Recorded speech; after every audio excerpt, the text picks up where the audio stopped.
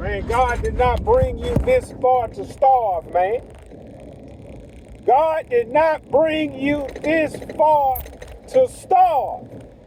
Impossible. You mean to tell me God is sitting in heaven on his mighty throne and he's looking down, shooting darts at you? It don't work like that.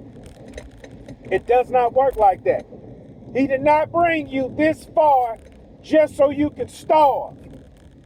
He didn't bring the situations in your life just so you could not handle it. If a man has a bunch of kids and that man is willing to get up and go to work every day, God will make sure he have work to complete and money to make to provide for his family. He will make sure he have everything he needs: transportation, shelter, food, clothes, water. That man is gonna have everything he needs, and his wife do not have to go out and help him to pay for none of it. Impossible. Impossible. If a man starts his own business, and that is how he feed himself and his family, and he's serving the Lord will make sure his business thrive. And if his business fail, there will be a job waiting for him at the end of the rainbow. I ain't never seen a Christian man struggling, starving, begging for bread. I ain't never seen it. God's children don't beg for bread.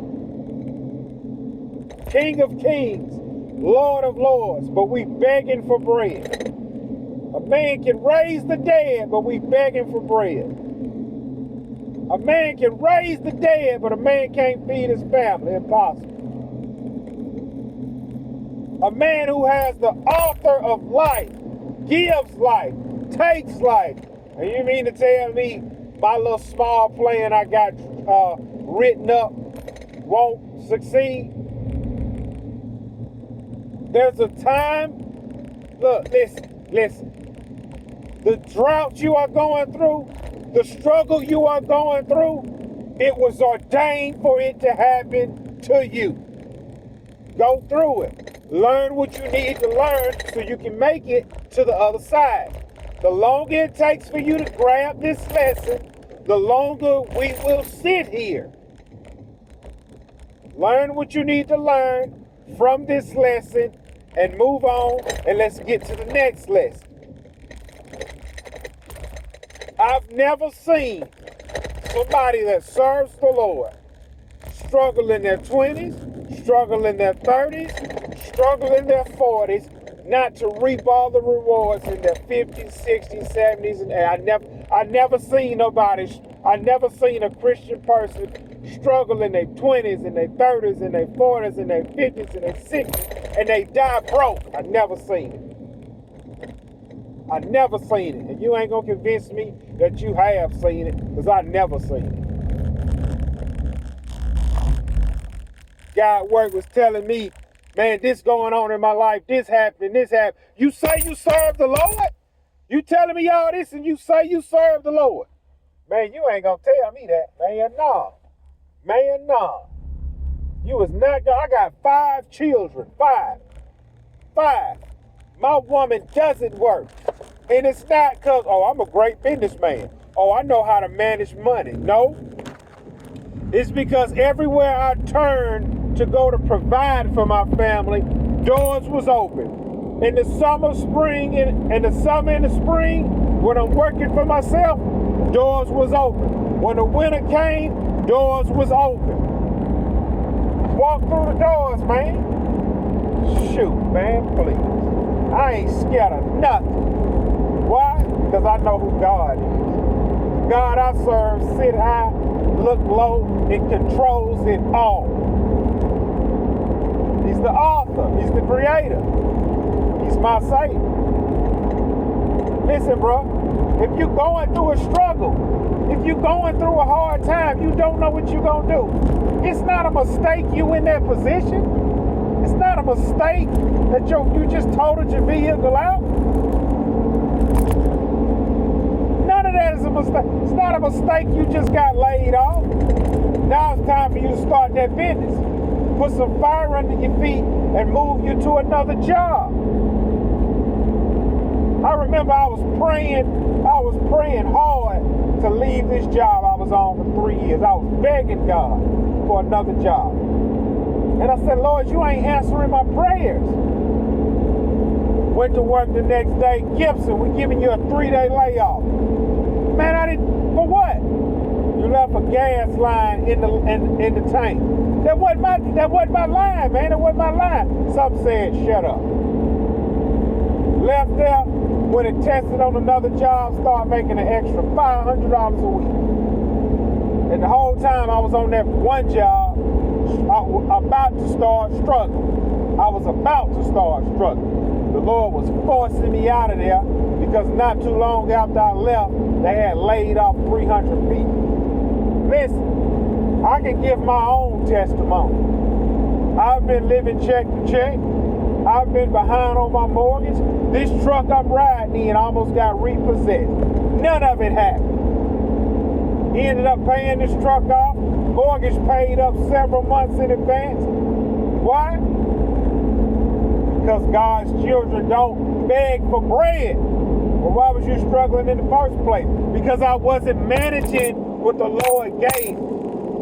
Sometimes our wounds are self-inflicted, and God will allow us to go through that to learn.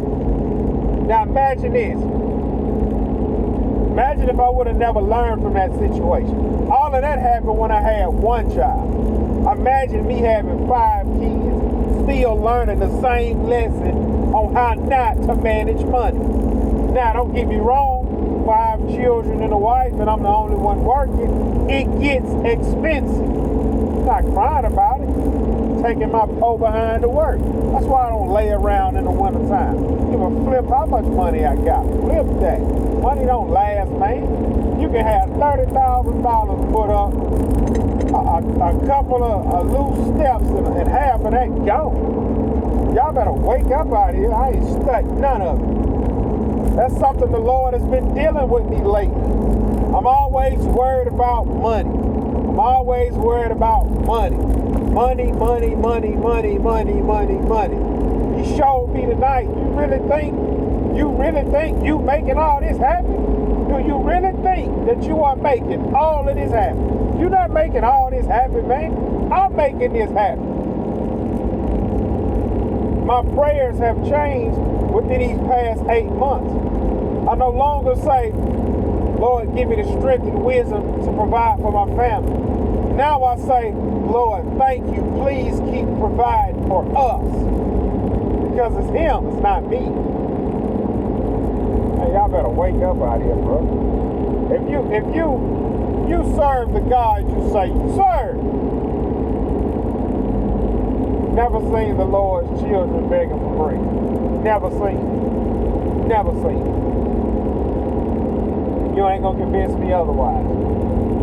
There's some things I'm dealing with personally that I'm begging God to show me who you really is.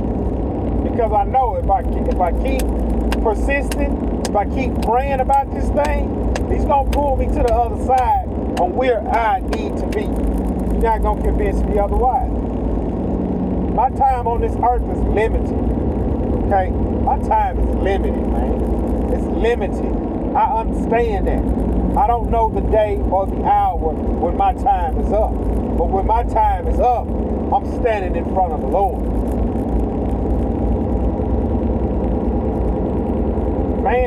Man don't know when he's leaving here. I'm just ranting, getting this off my chest. There's a lot of things I've been praying for the Lord to open the door for me. It's been too long. I've been waiting at this door for too long. It's been too long. It's been too long. And I know at some point, he's going to swing it open for me. And then, oh man, I made it. I don't mind being in the trenches.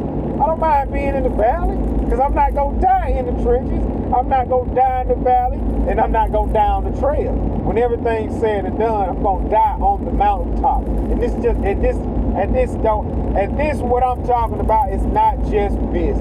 Flip business. It's a whole bunch of other stuff I've been praying for outside of business that don't have nothing to do with business. Flip the business. We gonna eat regardless. I just told y'all that. King of Kings, that's who I serve. And Lord of Lords. Surely this small thing I'm begging for, surely you can do that. I've read about too many miracles, seen too many miracles. I'm just asking for this one small thing. That's it. Go to God and tell him what it is you really want. He see it in your heart anyway. Cry out for it. Beg for it. Fast for it. Get in your car, ride around the block, and shout out to God for it. Help me, Lord. I've been praying for this for so long. When will it be my time? When will it be my time? Oh, taste and see that the Lord is good.